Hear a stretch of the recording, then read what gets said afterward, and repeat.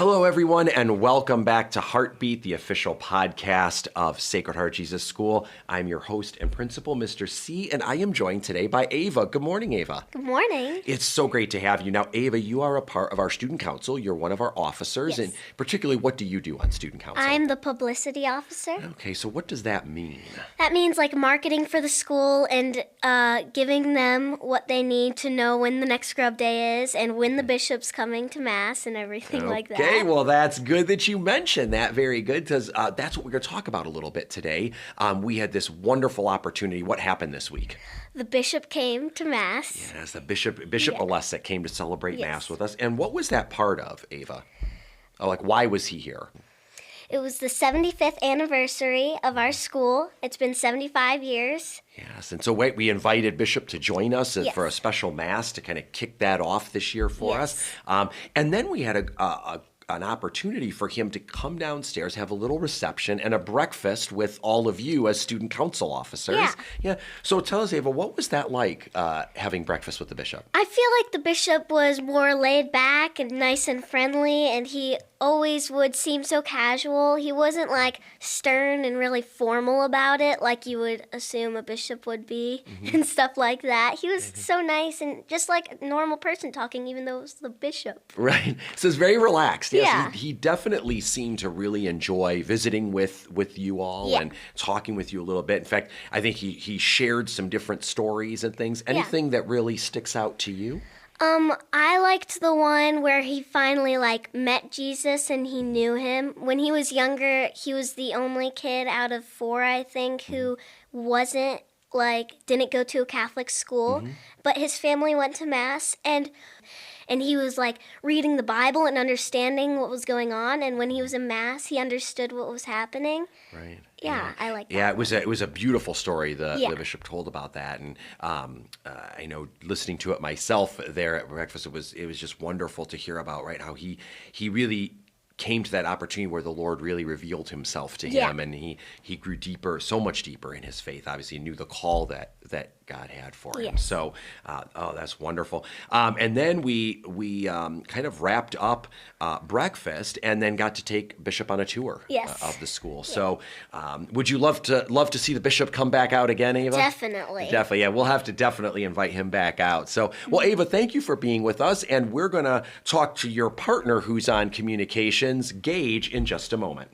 We are back, and I am joined by Gage. Gage, how are you today? Good. Good. Now, Gage, you are also on student council, correct? What is your role? I am also a publicity officer. Okay, and I know we just had Ava on. She was talking about that a little bit, but it sounds to me like really the primary role that you have is what? Communications? Yeah. So what kinds of things do you often have to do as part of your job on student council? Publicity officers do anything. We're kind of like a messenger. We get information. If for example, a fundraiser or a grub day, we would make a flyer, give information about it, and send it out to who needs to get it. Yeah, that's right. I mean, you make sure that students have paper copies, that we have a digital copy to go in the newsletter. I know sometimes you even come down and help with announcements and things like that. So great work. So thankful that you are a part of that, and you and Ava do such a great job with it. Ava and I were actually talking about a special event that happened this week, and that was, of course, having the bishop out to visit and to say Mass.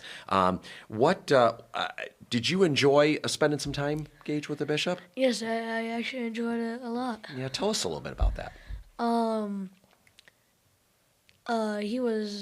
He talked a lot about his story on how he got to being bishop, and he really enjoyed finding Jesus as he grew to his early 20s and in Carrick College. Yeah, that's what Ava had mentioned too. Was him kind of sharing that journey that he had towards meeting and encountering Jesus, and I know you. This has not been the first time, Gage, that you met the bishop, correct?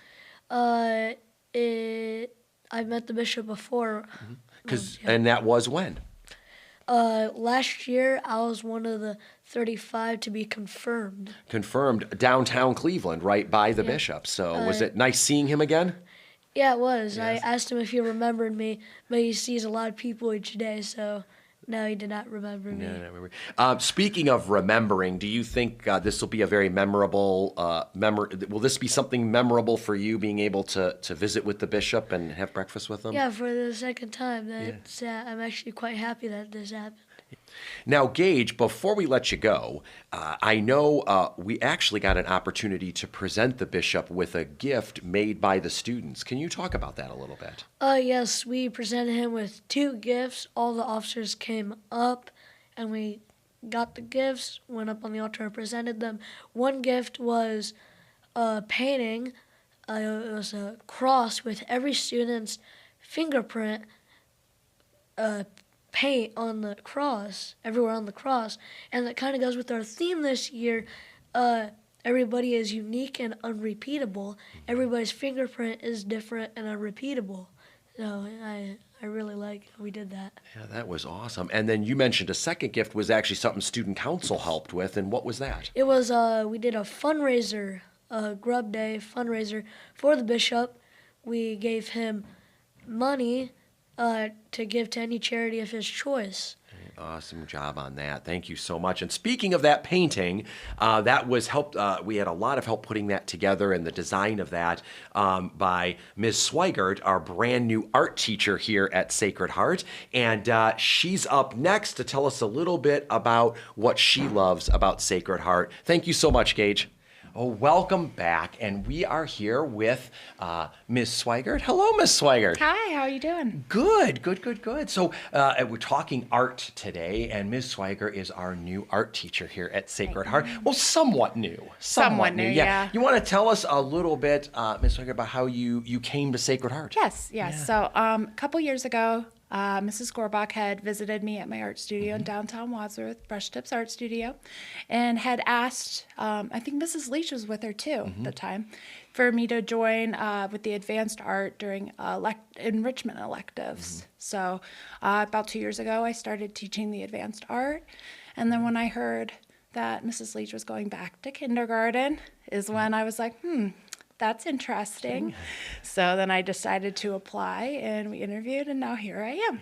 Oh, and we are so blessed to have you this year. You know, Ms. Leach did a great job the last couple of years for us as phys ed and art teacher. But obviously, with the blessing of increased enrollment and Ms. Leach returning to her home in kindergarten, which she loves so much, it was a great opportunity. And you know, we had just talked a week or two back about enrichment electives, and so I know when you came on board a couple years ago with advanced art, it was so wonderful. Some of the projects you were able to do with the students. Talk a little bit about even back then what you brought to Sacred Heart and what some of the projects were that you worked on. Sure. So I'm a designer by trade. I went to the Cleveland Institute of Art for industrial design, and then I've been a professional graphic designer for 13 years now. And so I took some design elective elements that I liked, brought those into the advanced art world.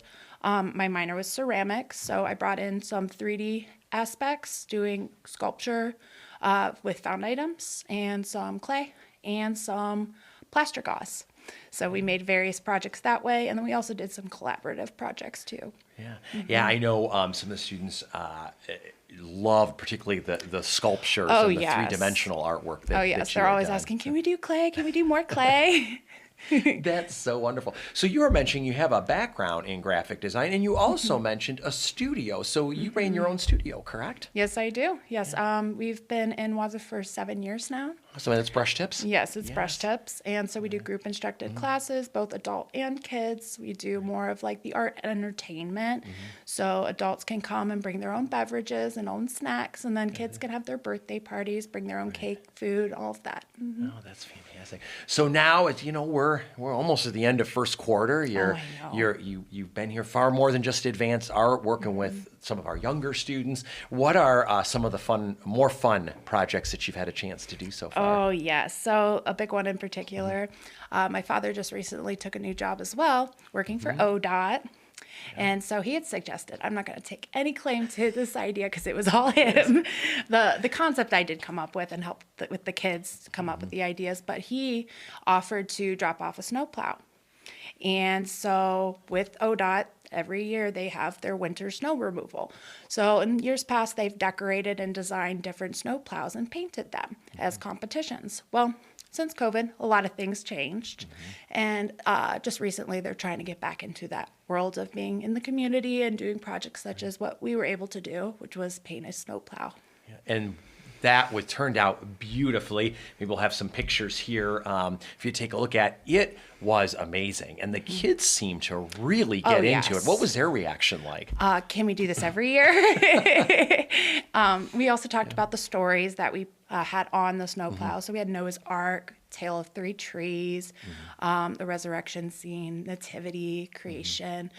So we were able to kind of talk and add and build and change. Everybody had their own unique touch on the And I think that's wonderful and indicative too, Ms. Swiger, of some of the other things I've seen you do with the students was that incorporation of the faith. So this was, here we are out, we're going to paint a snowplow, which is cool enough, right? This giant snowplow for ODOT, but then to incorporate the elements of the faith in there. Yes. And how have you enjoyed being able to do that? Oh, well, that was my first really big opportunity. I'm trying to get used to and get a lot of students caught up on curriculum base.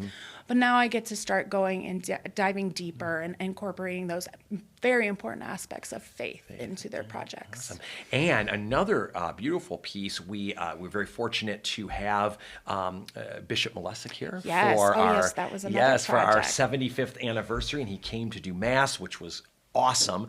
And we presented him with a gift. Talk about that a little bit, maybe where that idea came from. Yes. So Mrs. Blythe, she had the opportunity to help come up with ideas for a gift. And she kind of presented this idea of having a cross and everybody being a part of the creation of this art piece on canvas to present to the bishop. So I kind of took and ran with that a little bit. And I helped paint the cross, and it says unique and unrepeatable on sort of like a sash that flows across the cross.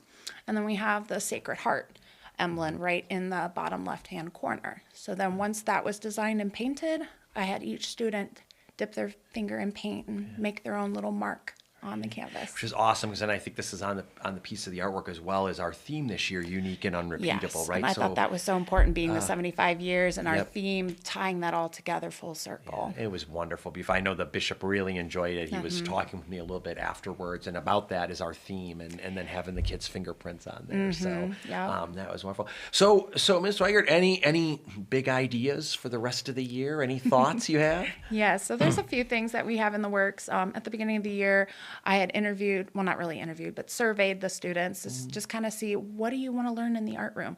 I have a set that I have to follow, but those sets are just guides, and I can adjust per student per grade as I need to.